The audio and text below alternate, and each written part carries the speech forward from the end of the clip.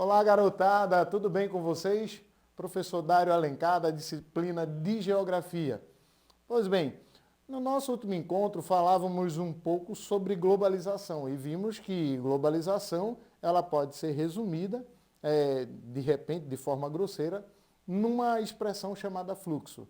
A gente viu que esses fluxos são fluxos de pessoas, mercadorias, serviços, capitais, né, e que acontecem a nível mundial. A gente viu também que esses fluxos foram agilizados em função da evolução técnico-científica, que ocorreu a nível de transporte e a nível de telecomunicações, que conseguiu, de certa forma, dinamizar esse processo e proporcionar uma integração a nível mundial. Beleza? Então essa foi a nossa aula, o nosso último encontro. O nosso encontro de hoje, ele na verdade vai falar daquilo que a gente já vem conversando um pouco em cada aula.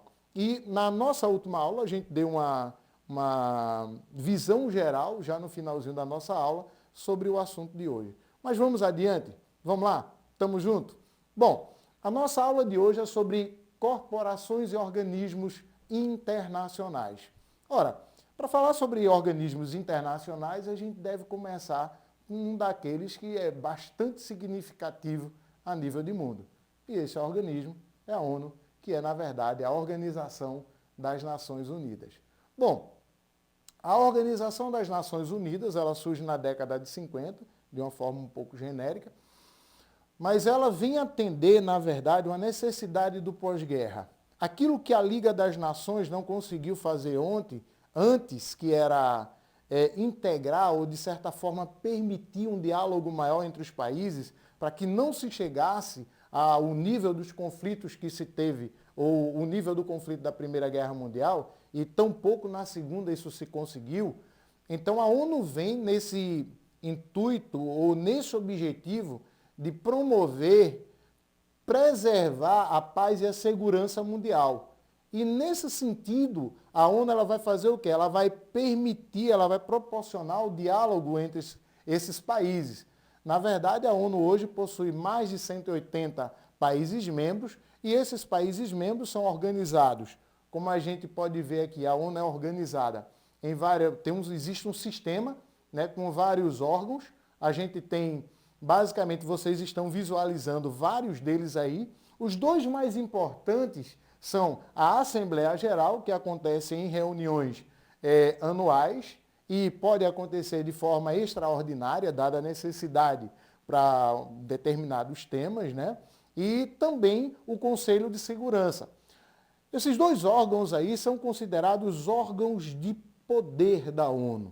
Então, para vocês terem uma ideia, o Conselho de Segurança ele tem até como prerrogativa, ele pode simplesmente aplicar sanções, devido a determinadas situações em alguns países, ele pode aplicar sanções e ele pode até intervir de forma militar. Então, é um órgão bastante importante da ONU, o Conselho de Segurança e também a Assembleia Geral. Bom, mas o Conselho de Segurança ele é composto, né, por 15 membros, sendo eles 5 permanentes, 5 são permanentes, né, que são os Estados Unidos, a Rússia, a China, né, a França, e esses países, eles possuem o poder de veto. Eles possuem o poder de veto. E os outros 10 fazem parte do Conselho de Segurança da ONU, mas de países que têm a condição de não permanentes. Beleza? Entre esses países está o Brasil. O Brasil foi eleito numa eleição mais recente. Essa eleição, só o Brasil participou, né, como candidato a essa vaga. A gente observa que, no caso, a ONU, ela dá dentro da organização dela, ela procura estabelecer alguns parâmetros vamos dizer assim, de representatividade, como, por exemplo, na América Latina, na Europa, na Ásia. Então, na verdade, o Brasil se candidatou, foi o único candidato para representante da América Latina. Então, não tinha como ele não ser eleito, ok? Então, isso aí é só um destaque para a gente entender que o Brasil está participando agora para o próximo biênio do Conselho de Segurança da ONU. Bom, mas e aí, Dário? Com relação à ONU, o que a gente pode dizer hoje? Ora, a ONU, com o passar do tempo, ela veio perdendo um pouco de sua credibilidade, né?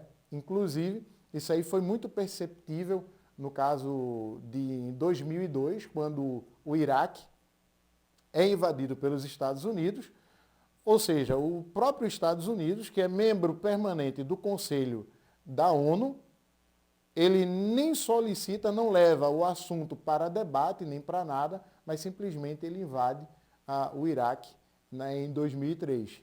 Isso aí, na verdade, implicou em certas ponderações a nível da credibilidade da ONU. E mais recentemente, né, nós tivemos um dos órgãos da ONU, que é a chamada Organização Mundial da Saúde, ela foi, na verdade, bastante criticada durante essa pandemia da Covid-19. Então, dentro desse contexto, vários países chegaram não só a criticar algumas ações da ONU, como também não considerar aquilo que a OMS, né, a ONU, a partir da OMS, estava dando como, vamos dizer assim, como sugestão para que os países fizessem. Então, na verdade, a gente anda passando, a ONU tem passado por esse processo de descrédito aí. Mas nada que politicamente não possa ser resolvido. Bom, seguindo adiante, a gente tem o seguinte, no século XX a gente teve, foco aí por favor no slide, isso, perfeito. A gente teve essas organizações, na verdade, elas foram produto de processos de tensões econômicas, né? E essas tensões econômicas, políticas e econômicas, elas, na verdade, vão dar uma reorganização do espaço geográfico mundial, tanto territorial, quanto político, quanto econômico. E isso foi intensificado após a criação da moeda, né? Isso aí são anos e anos de processo. Então, para isso, para que esses países pudessem se integrar e, de certa forma, não acabar em conflitos mais sérios, como tanto quanto foram a Primeira e a Segunda Guerra Mundial, surgiram esses organismos, essas instituições internacionais, né? Que no caso a gente está falando da ONU, da OMC, que é a Organização Mundial do Comércio, do FMI, que é o Fundo Monetário Internacional. Então, várias outras organizações vão surgindo. Tá massa? Esse é um dos objetivos. Mas vamos adiante, né? Nós falamos um pouco, citamos aqui no caso o chamado Banco Mundial. O Banco Mundial, né, ele se organizou a partir da década de 40, né, na Conferência de Bretton Woods, a sede dele fica nos Estados Unidos, e é, na verdade, uma agência de financiamento. O que seria isso, Dário? Na verdade, é uma agência organizada em 5 organismos. Esses organismos são compostos por diversos países, e esses países garantem, né, uma certa aplicação de capital, e esse capital, na verdade, é redirecionado para financiar o desenvolvimento de países, muitas vezes em situações precárias e situações econômicas difíceis. Então, o que acontece, na verdade? Se tem um capital, e esse capital ele vai ser, na verdade, utilizado, principalmente quando esses projetos são feitos projetos, e esses projetos, na verdade, passam a ser financiados pelo Banco Mundial. A gente destacou, e esses projetos são na área de saúde, infraestrutura, agricultura, são diversas áreas aí, tá beleza? A gente tem aqui, eu vou deixar para vocês visualizarem uma tirinha aí da Mafalda, falando um pouco sobre essa relação dos governos com o Banco Mundial. A gente vai voltar um pouquinho nesse assunto um pouco mais tarde. Nos próximos slides a gente vai estar tratando um pouco disso aí. Então vejam bem, aqui a gente botou no próximo slide os exemplos de programas que foram de programas e de projetos que tiveram investimento do Banco Mundial. Então a gente tem, no caso, Paraíba melhorando a gestão dos recursos hídricos, a prestação e prestação de serviços. A gente tem o projeto Brasil, apoio à renda para os pobres afetados pela Covid-19. A gente tem também apoiando a gestão inteligente de águas urbanas na região metropolitana do Recife. Então, são esses diversos projetos que tiveram investimento, financiamento do chamado Banco Mundial. Mas aí também esses investimentos, eles exigem uma contrapartida. Não só o pagamento, né, não só o pagamento desses investimentos, mas também, né, as contrapartidas são um pouco mais complexas. Então, na verdade, o Banco Mundial, principalmente, ele estabelece o que a gente chama de política de controles econômicos, né, imposto pelos financiadores, que no caso é o Banco Mundial. A gente está falando dele agora. Então, vejam bem, simplesmente, foco aí no slide, por favor. A gente tem o controle rígido da inflação e do aumento dos salários, então isso vai promover, com o intuito, na verdade, de pagar os investimentos que foram feitos, a gente vai ter o quê? A gente vai ter uma série de políticas que são estabelecidas, na verdade, de regras que são estabelecidas pelo financiador, né? Então a gente tem o controle dos gastos públicos, controle rigoroso dos gastos públicos, a gente vai ter crescimento das taxas de juros internas para coibir o consumo e prejudicando as indústrias internas, naturalmente, desvalorização da moeda local em relação ao dólar para incentivar exportações e diminuir as importações, contabilização dos investimentos em infraestrutura como despesas, impedindo o crescimento econômico.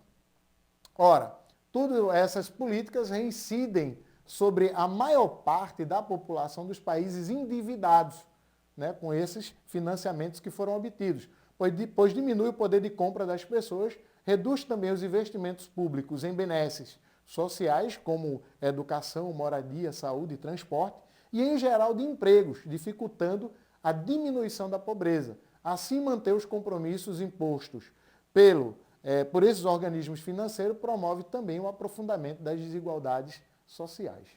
Beleza? Isso aí foi só um destaque para vocês entenderem essa relação. Inclusive, vocês podem, a partir disso, dar uma observada na tirinha da Mafalda, que diz aí quem de fato manda nessa situação.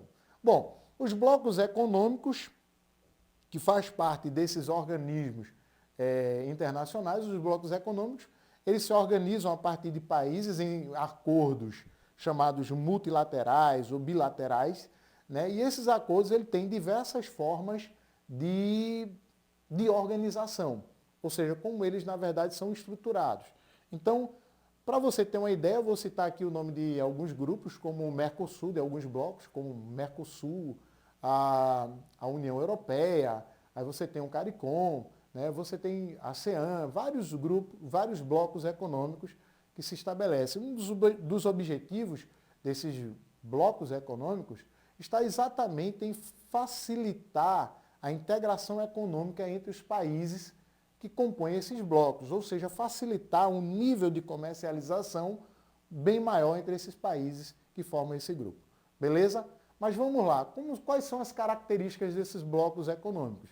São várias características, mas a gente destaca algumas delas aí, que são, por exemplo, a zona de preferência tarifária, né, um modelo de organização, a zona de livre comércio, e esse modelo aí, na verdade, é a eliminação de cerca de 80% das barreiras tarifárias e não tarifárias entre os países. Um exemplo disso é a NAFTA. A gente tem a chamada União Aduaneira, quando se estabelece uma tarifa externa comum, que é o ANTEC, o exemplo disso é o Mercosul. A gente tem também o mercado comum, que é a livre circulação, é um modelo de bloco que, na verdade, propõe ou pressupõe um nível de integração muito, muito maior. Beleza? Então, livre circulação de bens, serviços, capital e mão de obra. E isso aí é muito complexo porque, na verdade, há uma extrapolação das fronteiras. Ou seja, eu começo a fragilizar essa ideia de fronteiras, porque aí eu tenho o quê? Eu tenho, na verdade, a livre circulação de pessoas, bens, capital, mão de obra, serviços. Ok? A União Europeia é um dos exemplos que a gente tem disso aí também, que passou dessa fase, porque ela agora é uma união econômica e monetária, é o maior grau de integração que se existe, que é quando se estabelece uma moeda comum e uma macropolítica para o bloco. Beleza? Então, isso aí foram só modelos de organização, mas aí tem o seguinte, a gente tem as vantagens e desvantagens dos blocos econômicos. Quais são as vantagens? Menor custo dos produtos, e matéria-prima, por causa da redução ou extinção das tarifas alfandegárias. A gente tem uma propagação da tecnologia e agilidade na produção e comercialização entre os componentes desse grupo, desse bloco. A gente tem também o incentivo ao mercado consumidor e a gente tem um intenso fluxo de pessoas entre os países, quando se chega nesse nível. E quais são as desvantagens? A diminuição na produção de empresas e, consequentemente, falências. Ora, isso aí, na verdade, é um processo no qual você tem uma empresa com maior poder, com maior capital, né? E num determinado país, em outros países você não tem empresas que façam concorrência a esse tipo de empresa aí, e, consequentemente, aí a gente vai ter a falência da mais fraca, naturalmente. Ou, de certa forma, a gente vai ter um estímulo à competitividade, né? Um estímulo àquela empresa se tornar melhor. A gente tem excessivas concessões comerciais, isso aí é faz parte do processo de evolução. A gente tem também submissão dos países menos desenvolvidos perante os mais desenvolvidos, os mais poderosos, né? Isso aí também é outra coisa que é uma consequência e, de certa forma, danosa. E, por fim, a gente tem um controle do mercado nas mãos dos países desenvolvidos. Então, isso aí nós temos vantagens e desvantagens dos blocos econômicos. Passando adiante, a gente tem, para finalizar a aula de hoje, que é o nosso desafio. E lá vai. Com o advento da pandemia da Covid-19, qual dos órgãos da ONU tem sido mais requisitado em suas ações internacionais? E aí, você sabe? Beleza? Pessoal, essa foi a aula do nosso encontro de hoje sobre organismos internacionais. Beleza? Grande abraço. Tchau, galera.